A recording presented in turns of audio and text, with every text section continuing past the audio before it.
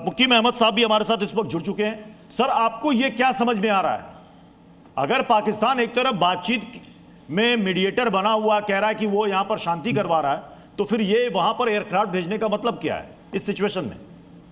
हाँ जी, जो हमारी अंडरस्टैंडिंग है कि वो मक्का और मदीना के होली प्लेसेस की सेफ्टी के लिए भेजे गए हैं, उनका जंग से कोई ताल्लुक नहीं है। और ईरान को भी इस चीज का पता है, they are aware of it.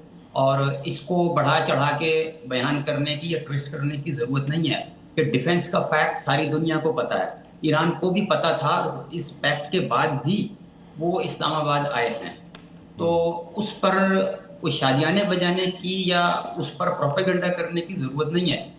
तो मैं नहीं समझता कि प्रोपेगेंडा कौन कर रहा है सर? जो खबर जिस रूप में आई वो हमने सामने रख दिया और हमने पूछा कि इस वक्त अगर वहां पर एयरक्राफ्ट पहुंचे तो इसके मायने क्या है? लोगों को रिसीव कर रहे हैं, एक तरफ ये देखिए हमसे भेज रहे हैं, ये प्रोपेगेंडा है। और कह रहे हैं कंफर्म नहीं हो सकती, हर न्यूज एजेंसी इस खबर को रिलीज कर रही है कि ईरान ने अपने जहाज पहुंचा दिए, अपना पाकिस्तान ने अपने फाइटर जेट पहुंचा दिए।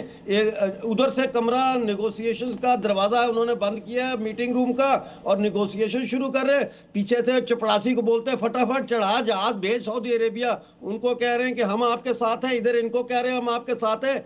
किस, मैं अब वो शब्द नहीं यूज करना चाहता, किस किस्म के ये फ्रॉडिये लोग हैं। और ईरान ने कह दिया है, जैसे ही ईरान के स्पीकर असेंबली ने पांव रखा इस्लामाबाद पे, पहली चीज उससे जब पूछी जर्नलिस्ट ने, तो उसने ये कहा कि we do not trust Americans.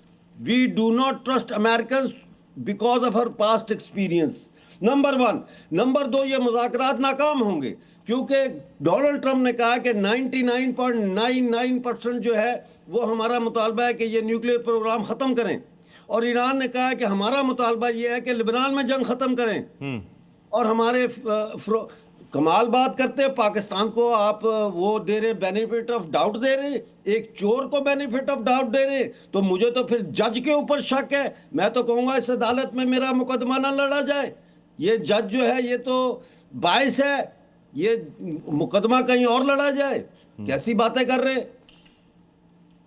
यार? या तो आप हमारा पॉइंट ऑफ व्यू सुन लें, वरना आप नहीं, आपका पॉइंट ऑफ व्यू बिल्कुल गलत है। ये भगोड़े साहब जो है ना, ये घर से भागे हुए हैं, इनका पता नहीं कि घर कहाँ है, ठिकाना कहाँ है। ये यहाँ बैठ के भाषण दे रहे हैं, या फिर भगोड़ा बता रहे हैं। भागा हुआ है।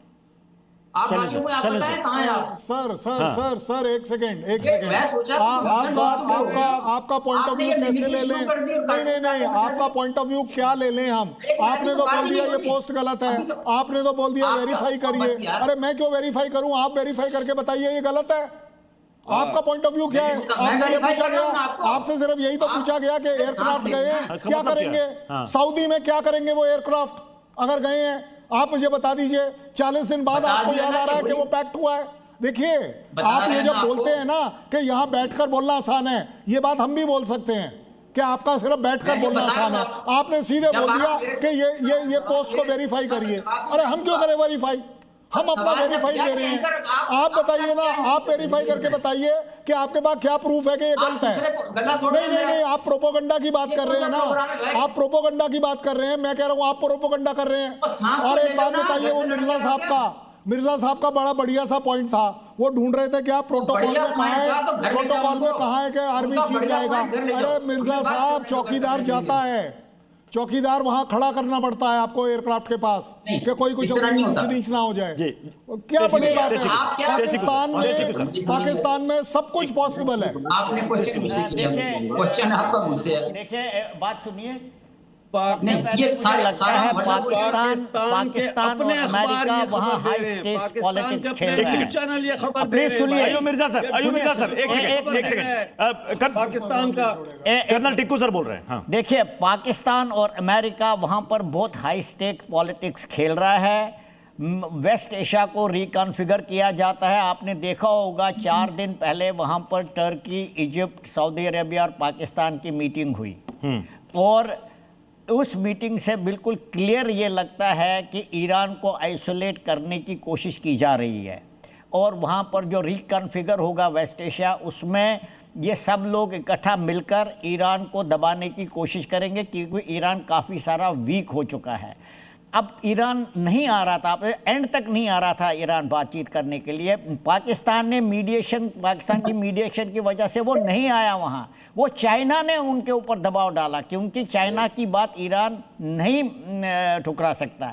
चाइना का सबसे बड़ा दोस्त है वो, और चाइना ने उनको काफ़ी सारी मदद भी की, और चाइना को हरमुज से बहुत सारा तेल भी मिलता है। एक तो बात वो है। दूसरी बात, इन्होंने बोला कि मक्का मदीना के स्थानों को जो है प्रोटेक्ट करने के लिए भेजा। उनको कहाँ से खतरा है आप बताइए?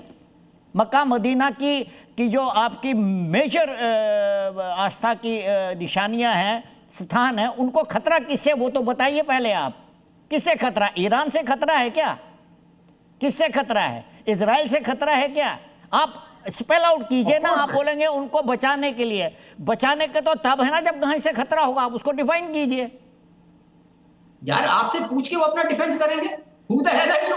अरे आपने बोला ना भैया, आपने बोला who the hell are you, आपने बोला ना।